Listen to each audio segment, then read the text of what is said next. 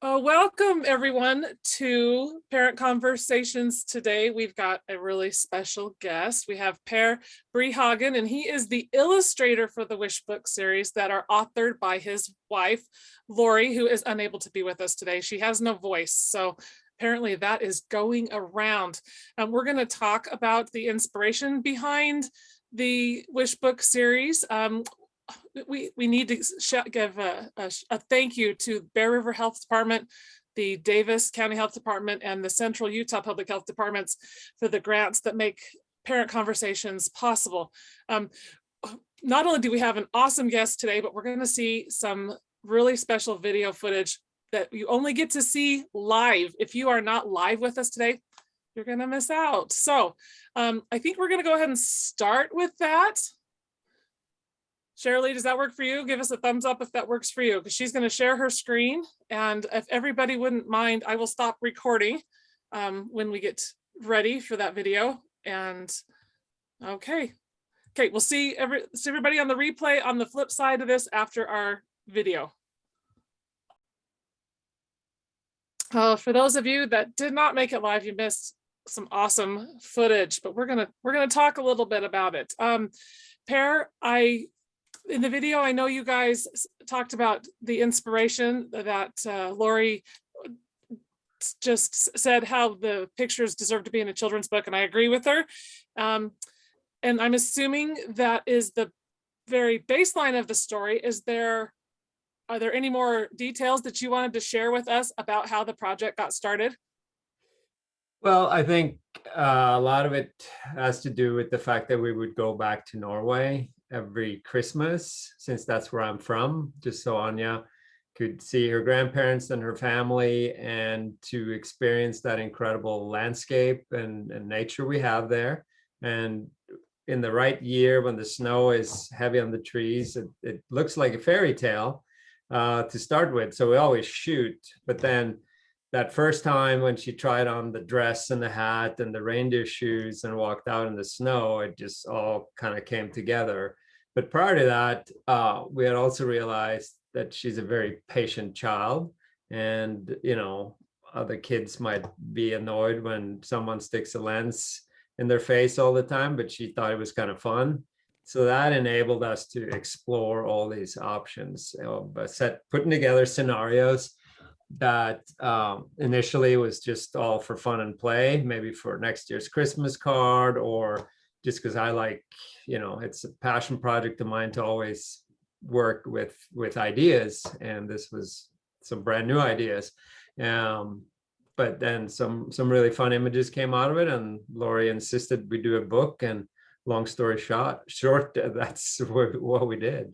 That's what you did. Well, it's beautiful. Speaking of landscapes and stuff, I have to ask, one of my favorite shots was what appeared to be an ice castle. Is that a real thing? Is that a real structure?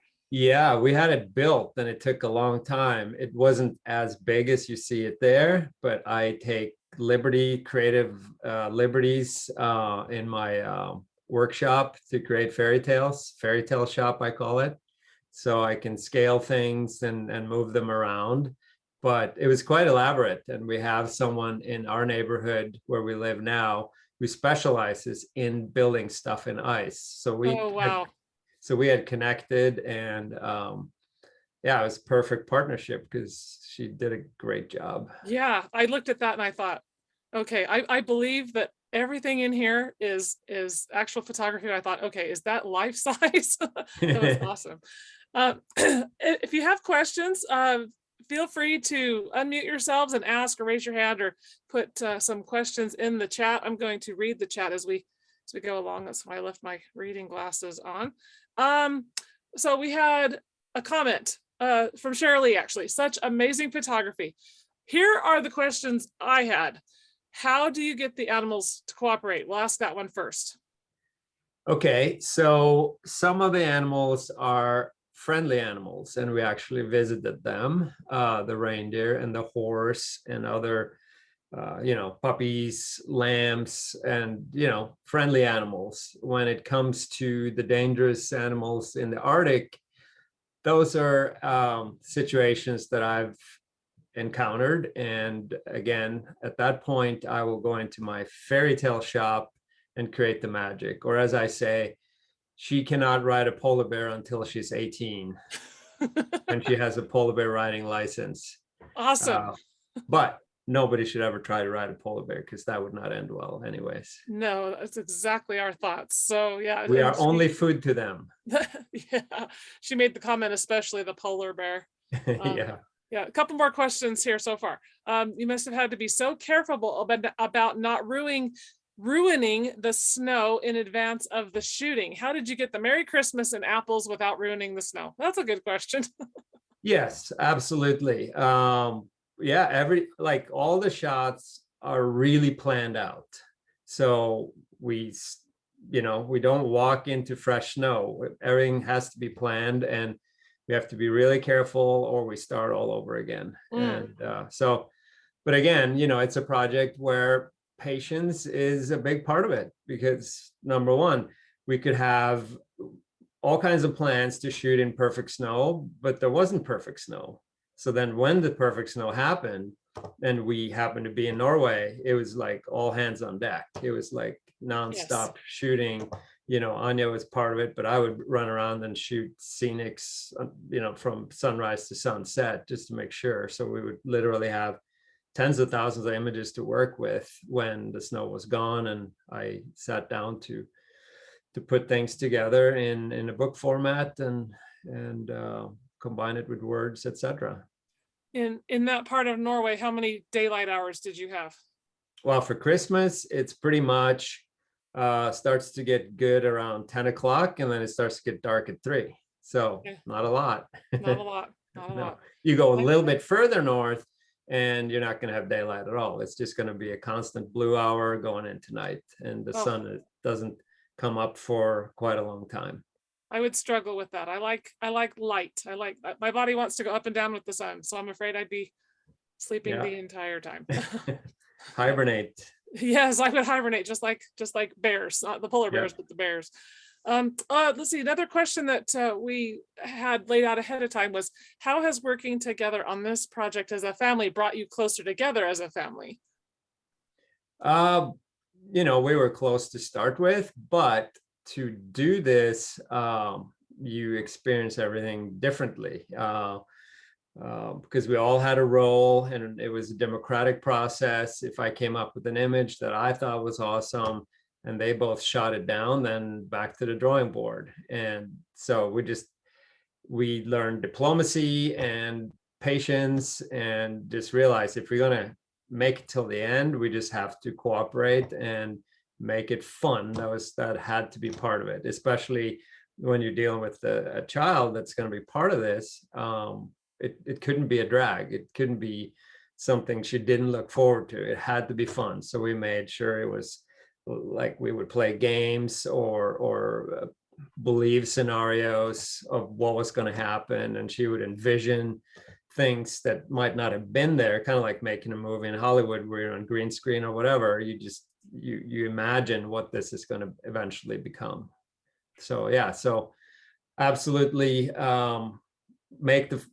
when you're dealing with children in a family, you got to try to make it fun, otherwise it's not going to work. Agreed. The more fun you can make any regular family chore or even meal times, the more likely they are to participate and be excited to participate, especially if they get a voice. And it sounds like Anya got a voice too. She got to, like you said, you and Lori and she all voted on the favorite pictures. And if you got outvoted, then you went, like I said, back to the drawing board. So yep. And over dinner sometimes, or many times when we were crunching to get the project, in its form, we'd brainstorm, and her ideas would be as valuable as ours. And she came up with many great ideas. That's awesome. That's awesome. She's a voracious reader. So, from all her reading, she had read plenty of fantasy stories, and Harry Potter is one of her big favorites, of course. I'm a Harry Potter fan. Yeah. Yeah. I think she's read it, the whole series 25, 30 times, if not more. So it's like, her points were very valid for sure. Yeah. Well, she did a fabulous job reading for us during Santa Stories with Mrs. Claus. That was really fun to put together. So really appreciative of her for that. So make sure that she knows that from us. Let's see, another question. What are some of the challenges you've had to overcome? I know we kind of mentioned a few, like the weather, obviously. Yep. Yeah, the weather, probably the biggest, because I couldn't create this from scratch. It had to be the perfect winter scenario. Some things I had from my adventures in the Arctic, Norway, Greenland, Antarctica, and the North Pole. But when we went out, and if you go on our Instagram or our Facebook pages, you will see more little videos. And that stuff is real. There's no magic there. It's all as it is. So we got lucky one year, and Norway was just as picture perfect as you can imagine. And as soon as we got done with what we thought we needed to get done, the wind came and knocked all the snow down. And then it's, Oh, that's how winter goes. And since we don't live there now, we're dependent on getting there in time, hoping the wind didn't blow, etc. And the other issue was also like getting lined up with the reindeer and making yeah. sure they were friendly, because they have big antlers, and believe me, they know how to use them. So, a lot of preparations and making sure nobody's getting hurt and it's safe. Same thing with the big horse that was our neighbor's horse. He's huge. So that whole scenario had to be done really safely as well. So yeah, these were some of the challenges. Other challenge right out of the box was we got to keep Anya warm. So underneath that outfit, there's multiple layers, wind barriers, boot heater or little boot heater, toe heaters, hand heaters, because that's the last thing we need is someone to be miserable. Yeah, that would be me, I'm afraid. And in fact, I was going to ask you, how do you keep yourself, especially your fingers and toes, warm in Norway in the middle of the winter? Well, shooting is an added level of misery, because you have to take your gloves off at times. And if it's a little bit windy, that just makes it so much colder. Oh, yeah. But my biggest advice would be to have the hand heaters in your pockets and in the bottom of your gloves, so that your hands would always be warm. And then when you take them off and they get super cold, you have a warm place to bring them back in. If you don't have a warm place, then it's just going to get miserable really quick, and you probably can't keep going because you can't feel your fingers. Yes. Yeah. At all. Can't imagine. So. Yeah, that would be a very big obstacle to overcome. Okay, another question. I know we can't all write a book together as a family project, but what could your family do based on your unique skills? Oh, that is going out to participants. So participants, think about this. Maybe writing a book, taking outstanding pictures is not in your skill set, but think about the skills that you already have. What skills does each member of your family have? Maybe somebody can draw. What skills would your family enjoy learning? Okay, let's see. I'm going to read what else she said here. We know that an important step in the social development strategy is providing opportunities for kids to learn new skills or enhance existing skills and then provide recognition for it. What ways can you see that this family project align with the social development strategy? That's something we'd have to think about and probably have another entire 45-minute discussion on. But if anybody has any comments, raise your hand or type it in the chat if you don't want to read them or don't want to unmute yourselves. What could you do in your family to implement the social development strategy? Okay, let me see. Hang on. She also followed up those comments with this. It's amazing to me how much I love the sight of winter scenes, given that I do not like being cold. Agreed. I agree with that. Okay. But if you dress right, you never have to be cold. It's all about the clothes, seriously. Okay. All right. But that's a whole different skill set that you develop, and I'll be happy to answer any questions about how to dress to be comfortable in the winter if anyone ever needs to. And they can reach out to us on Instagram at the Wish Books or through our website, thewishbooks.net. Then we can answer any questions. Okay. Emily shared, let's see. something that her family's done to connect. Let's see. Her father-in-law has a 4-year-old daughter. A good way they have found to connect is making interactive YouTube videos of their family outings. That's fun. That would be fun. And that's really easy to do nowadays with the technology that we've got. Probably takes some skill to make it professional looking, but video, everybody can take a video with their phone nowadays. Oh yeah, Shirley's talking about the clothing, says that's a new skill that she needs to learn. And then Emily goes back to say that he does the editing and she dresses up, etc. It sounds like a lot of fun. Okay. Megan, Yes. I would like for everyone to look at this project and talk a little bit about the social development strategy.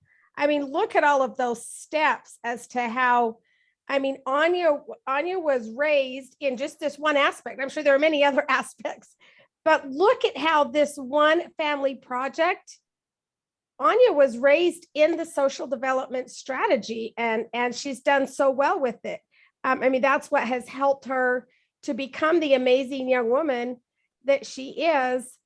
I mean, she had these opportunities to develop new skills, to be part of something, you know, a real project. I mean, there's some, and this can look so different. It doesn't have to be, you know, the writing a book or whatnot, but look at how she was given that opportunity to develop new skills, enhance skills that she had.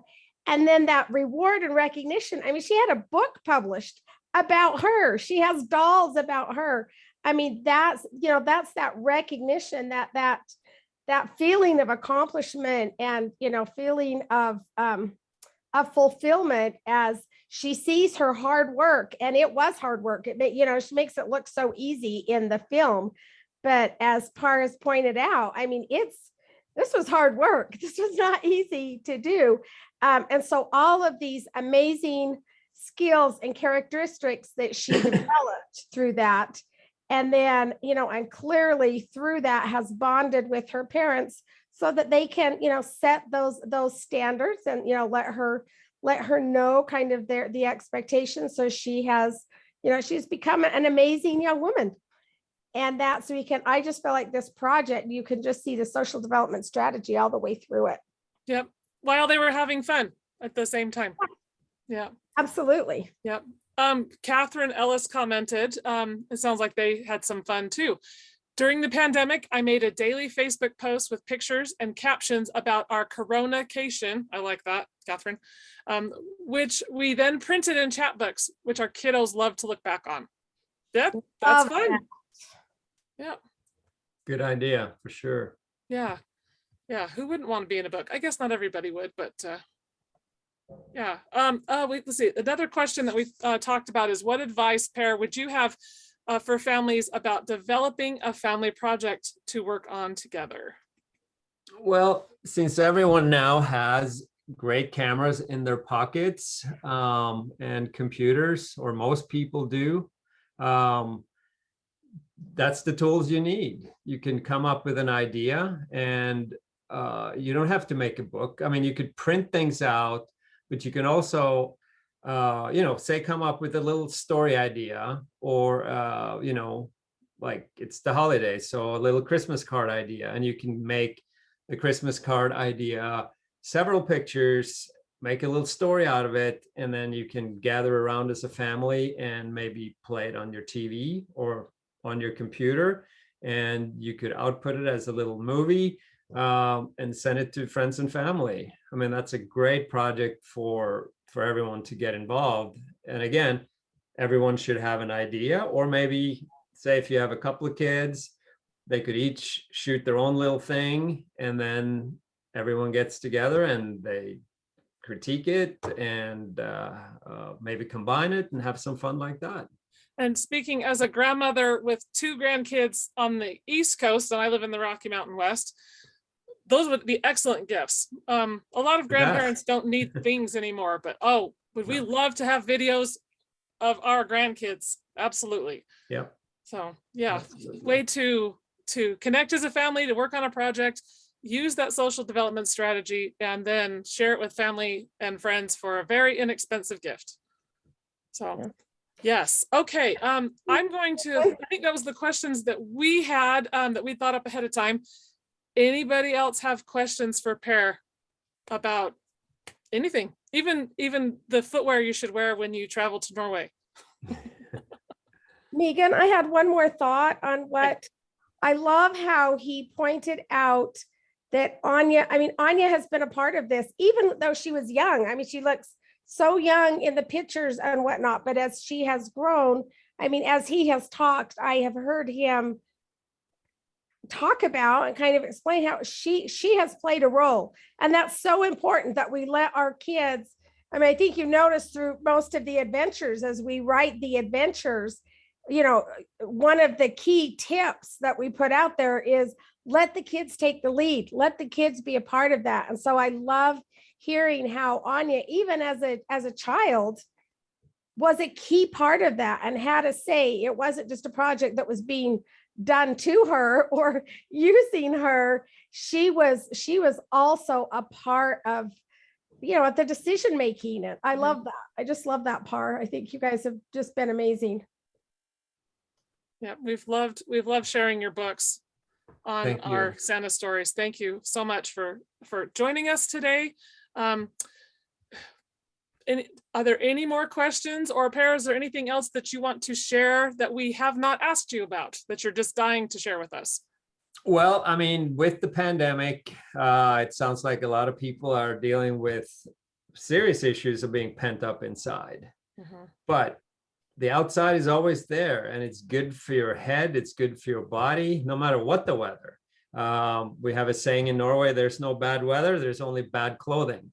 So if it's raining, put on rain gear. If it's cold, put on the right layers and go have some fun, shoot some pictures, or just create little play fairy tale in the woods, whatever. But be active, get out there. And that was one big reason why we continue this series of books, to try to inspire kids to get outside and have some fun, because it's the best place to be, period.